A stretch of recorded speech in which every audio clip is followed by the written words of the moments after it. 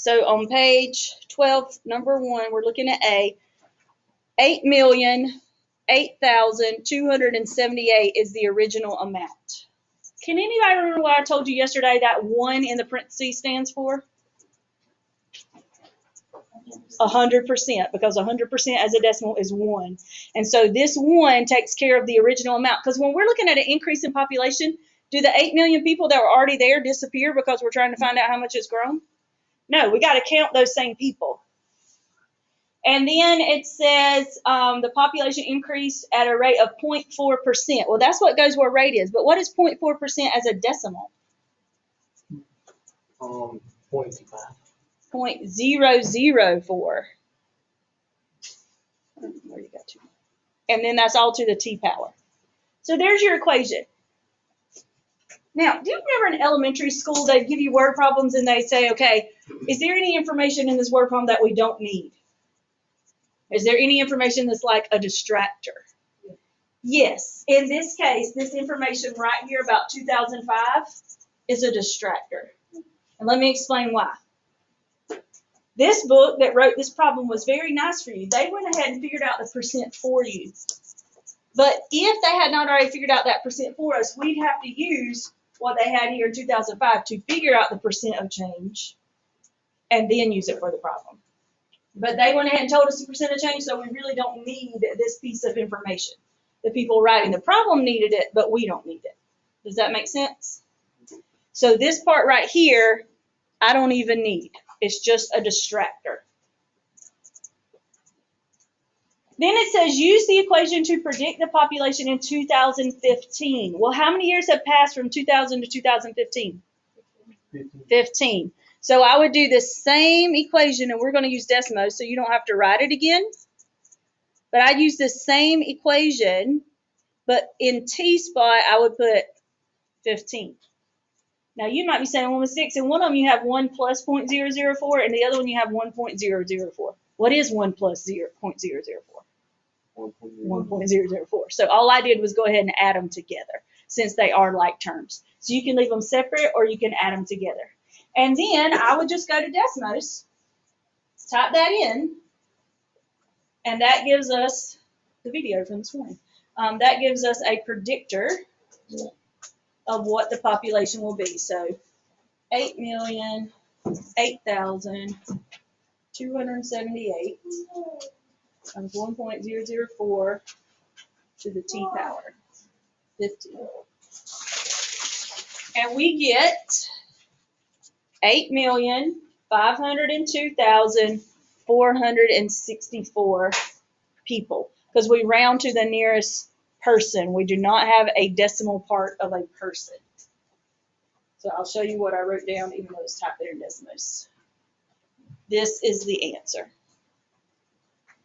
I am aware we worked on that for like 20 minutes yesterday. So if you didn't have it memorized today and you had to look back at the problems we did yesterday, that is completely fine. What is not okay is for you to look at the problem and say, I don't remember how to do that, and then just sit there.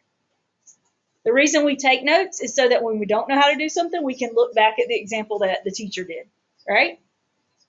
So I hope that as you were trying to do this problem, if you didn't know what to do, you turn back to a page where we did one of these.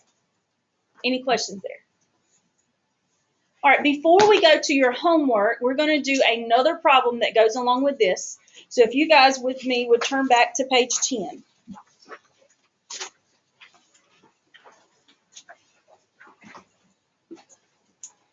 Now, a lot of times in algebra, there are things I teach you, and I have to look at you and say, not many people use this in the real world. There are specific jobs that do. Engineers use a lot of algebra in their stuff.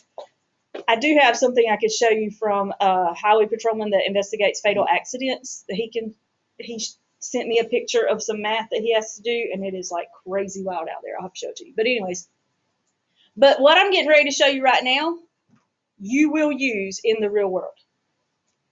Now, are you going to use this formula, or is the banker going to use this formula? The banker is. So if you become that banker, you might need to know this formula. But if you are not that banker, you can get by without knowing it. However, If that banker puts stuff into the formula wrong and you don't realize it, they can charge you whatever they want to, and you'll never know, and you might be charged more than they need to. They normally use computers to do this stuff, so they probably have got it right, but everybody makes mistakes. So this is called compound interest, and there are two ways to look at compound interest. One is by making an investment. Like if I put money in a savings account, it has compound interest. Or the other one is if I take out a loan. So the majority of people in this room at some point are going to take out a loan in your lifetime. Well, what do you take out loans for? You can take out student loans to help pay for college. Just remember, you got to pay it back. You can take out a loan for a car. The biggest loan most people ever take out is a loan for their house, which is called a mortgage. And this is the formula you would use for that.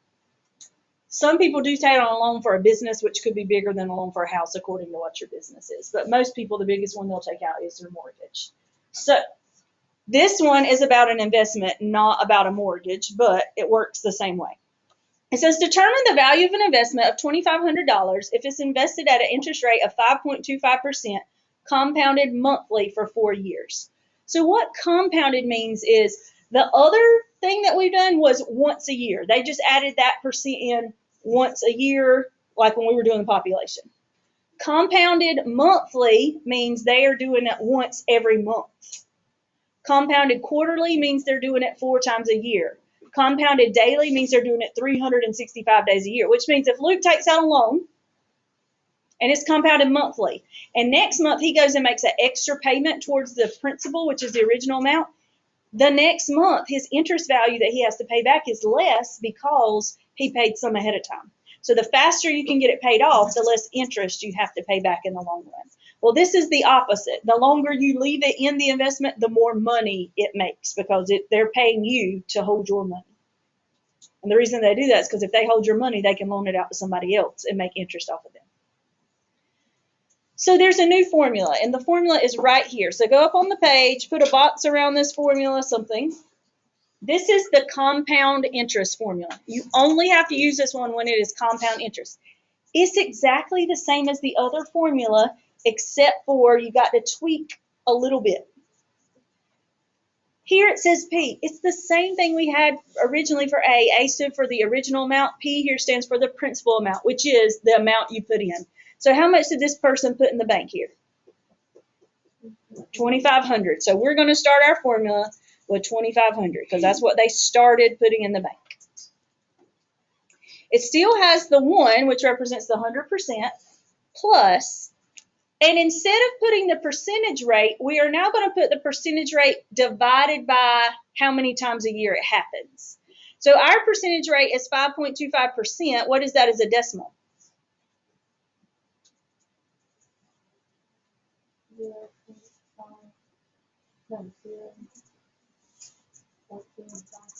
0.0525. And then you're going to divide that by how many times a year. So if it's monthly, how many times a year is that? 12. If they had said daily, we'd put divided by 365.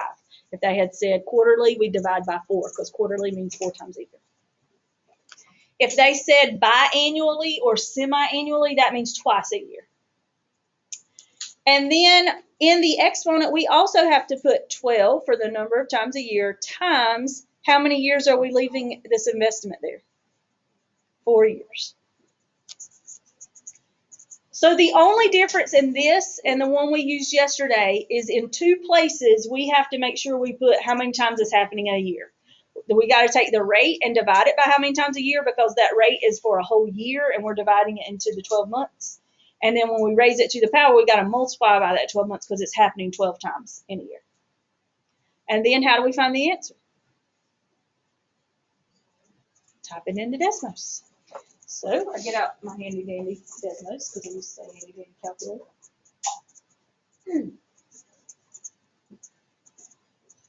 2,500 times 1 plus 0.0525 divided by 12, all to, and you can raise it to the 4 times 12 power, or what is 4 times 12? 48. So it's easier for me to just type in 48. Now, we're talking about money. So how many decimal places should we round money to? 2, because change is 2 decimal places. So $3,082.78. So what that means is after 4 years in that person's bank account, when they originally put in $2,500, they'll now have $3,082.78. Well, that's not a ton of money, but when you think $582.78 of that was free money just for letting it sit there, it's not too bad, because if it's money you're not using right then anyways that you're saving for later, why not make a little bit of money off of it? Now, you are not going to find a bank right now that's going to give you 5.25% interest. They'll give you much smaller interest rates right now. When I was in college, I got 2 scholarships. They were both full rides. So one scholarship would write a check to Coastal for my tuition, and I wouldn't have to pay anything. And another scholarship would write me a check for that same amount. So if Coastal charged me $5,500 to go to school there that semester, the other group wrote me a check for $5,500. Clear money that I got to have.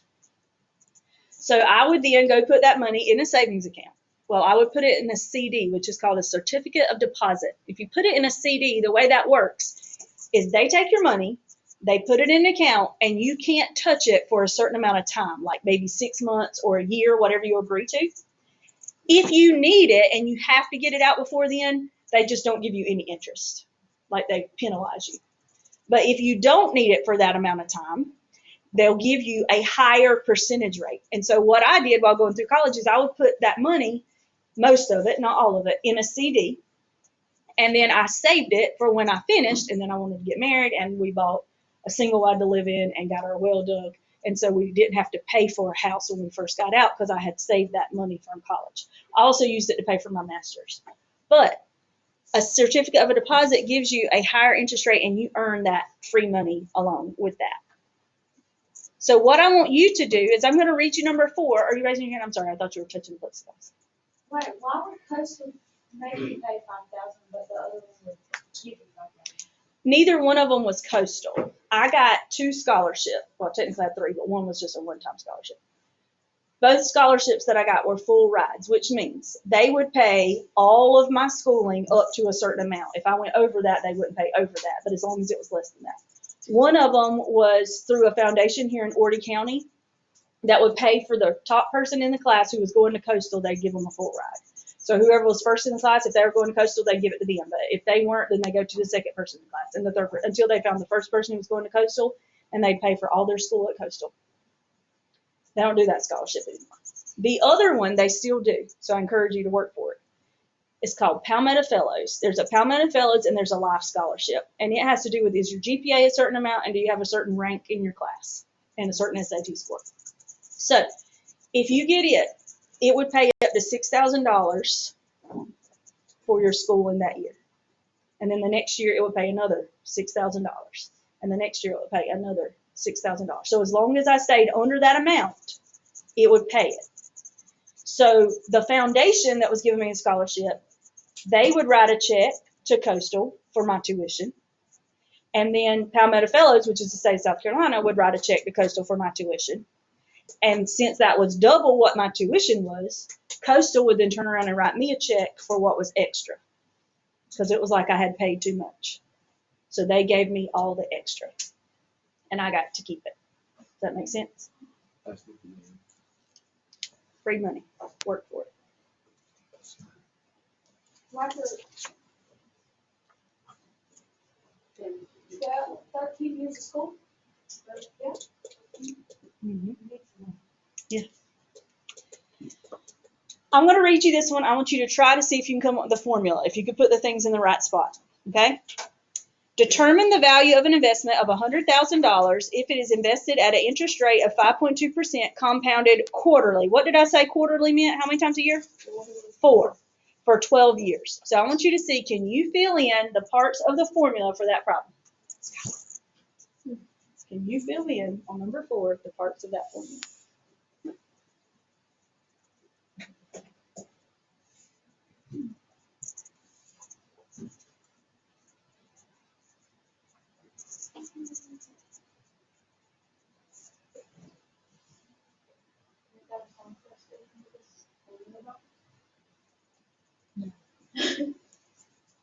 try to make one up.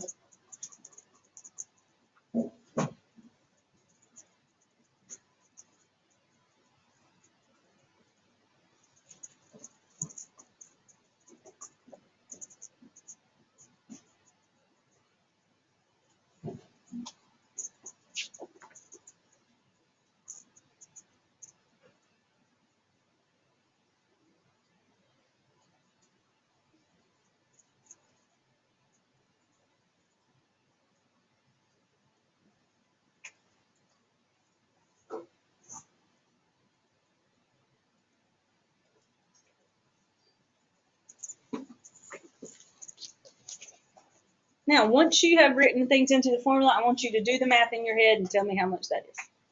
I'm just kidding. I would never ask you to do all that in your head. I'm never going to ask you to raise something to the 48th power in your head. That is just crazy ridiculous.